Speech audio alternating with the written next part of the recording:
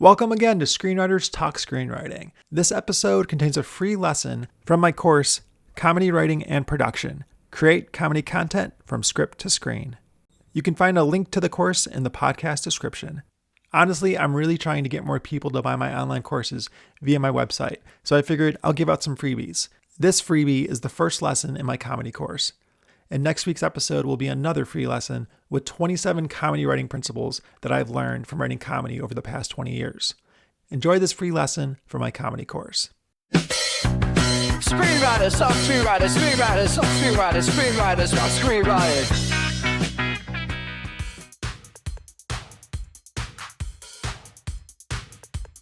Thank you for watching this class. I'm excited to get started and help you create more comedy.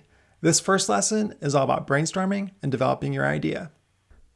Define what content you want to make. Maybe it's a sketch, maybe it's a web series, a short film, or a TV pilot. Whatever it is, try to figure it out by the end of today if you haven't already. If you're unsure, just pick one for now so you can keep moving forward. Your idea might change later, and that's fine. Broad City is one of my favorite TV shows, and Broad City started as a web series before it got picked up by Comedy Central for a TV show. Abby Jacobson and Alana Glazer did 26 webisodes, ranging from 2 to 5 minutes. Most of them were about 2.5 minutes. My newest movie, Love at First Spite, is in post-production, but this movie was originally a TV show idea. I wrote it as a TV pilot first, and then I kept getting the same note by different people that it should be a movie, so it became a movie. Your type of media can change later, but for now, just choose something.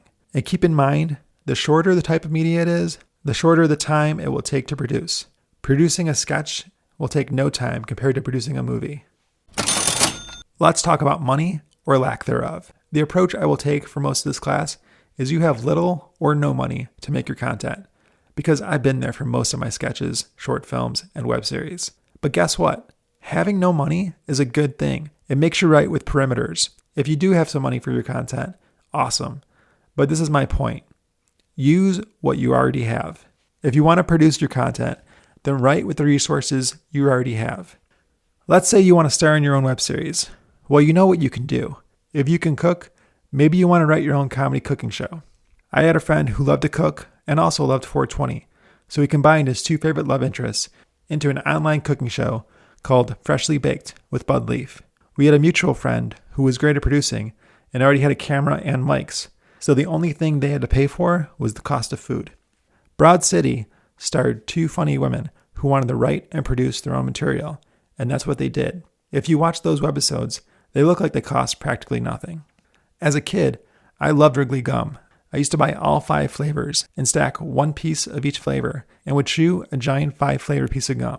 I was a weird kid, and as a weird adult, I had the idea to give these gum flavors a personality, like the M&M characters. And I also love Nickelodeon's Stick Stickly. So I created a web series called Wrigley Friends. The actors led their voices to this project for free. The only thing this series cost me was the price of gum and materials we used to make mini sets. And we built these sets inside cardboard boxes and shoe boxes. Jerry Seinfeld and Ray Romano were great at stand-up and already did bits about certain everyday things. They then took these bits and developed them into TV episode ideas. Again, use what you already have, whatever that is. Think about locations you have. Do you have an uncle with a fancy house? Do you know a park that's pretty empty most days? Do you work somewhere where the boss is cool with you filming there? Kevin Smith wrote and produced Clerks because he worked inside a convenience store, and he got permission to film there during the night when the store was closed. If you don't have a lot of locations, that's fine. Use the ones you got. Or maybe don't use any at all. In 2020, nobody could film anything outside because of the pandemic. I lived in Hollywood, and most of the year, I couldn't leave my apartment. So I decided to write and direct an entire feature film via Zoom. The result is a Christmas film titled Christmas Staycation. I'm pretty proud of this film, and it still makes me laugh. I also found distribution for it and made all the money back that I put into it and then some. Plus, filming on Zoom is a lot faster than filming in real life. If you do happen to have money for the comedy content you want to create, then make sure you use it wisely. And still, think of the parameters of what you can afford. After this lesson, write down a list of all the resources you have at your disposal already. For locations, maybe just walk around your neighborhood and take pictures of possible locations you could film. Here's a cool little tip. Sundays are the chillest days to film. During the week, most people have work. Saturdays, people plan parties and events. But Sundays are pretty laid back. Whenever I film something, I look at Sundays because most people are off work and people are generally in a good mood. After you make a list of possible locations and other resources at your disposal, think about your characters. Think about a type of character you could have a lot of fun writing. Keep in mind, the smaller the number of characters, the fewer people you have scheduled on set. When I was 23, I had 2 roommates, and we all loved old Charlie Chaplin and Buster Keaton films. So we created an online series that was an homage to these films. My roommate Matthew and I starred in it, and our other roommate produced and directed it. Our series was called Orville vs. Pedro. The episodes were 1 minute long, and we edited them all together. It cost us practically nothing but the cost of gas.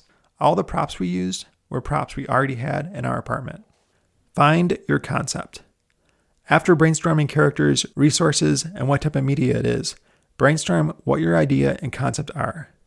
Maybe you already know, but if you don't, spend an hour doing this. If you're the star, think about what you're good at, your gifts and talents.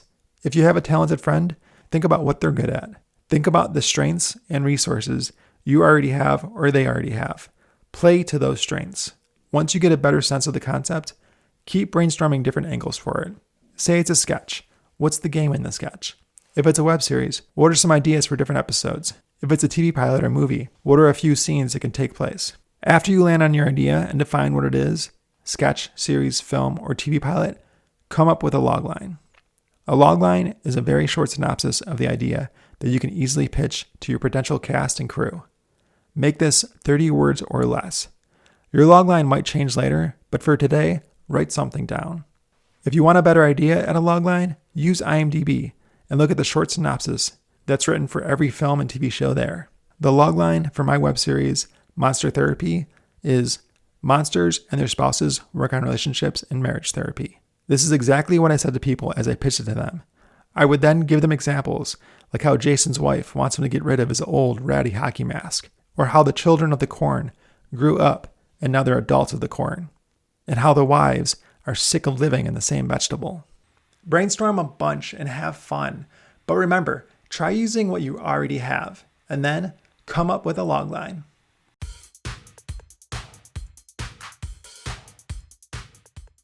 If you enjoyed this lesson and are interested in writing comedy, you can find this course on my website by going to www.jordanimiola.com and then click on On-Demand Courses. There, you'll find this course, as well as a bunch of other courses, including my Write a Movie in 14 Days course, which is probably my most popular course, and has helped dozens of people write a movie in 2 weeks. I also have a course on how to sell a script, which goes over the step-by-step process and how to market and sell screenplays. I know a lot of writers that have great completed scripts, but they're not sure what to do with the script when it's done, and that course will go over the next steps. Also, buying directly from my website really helps me out. I have courses on several other platforms, but they take 70% or more of my revenue. But buying directly from my website, again, www.jordanimiola.com, guarantees that about 97% of the revenue goes directly to me. And I really, really appreciate it when people buy courses from my website. And I also have bonus content on the courses on my website that I don't offer on other platforms. This podcast has no sponsors, and right now it's just me. Maybe one day I'll have a team, but right now I'm producing and editing all this content. So I really appreciate it when writers and clients purchase my courses or screenwriting coaching through my website. Again, you can find that at www.jordanimiola.com. Now, here's the joke of the podcast. What concert only cost 45 cents? 50 Cent featuring Nickelback.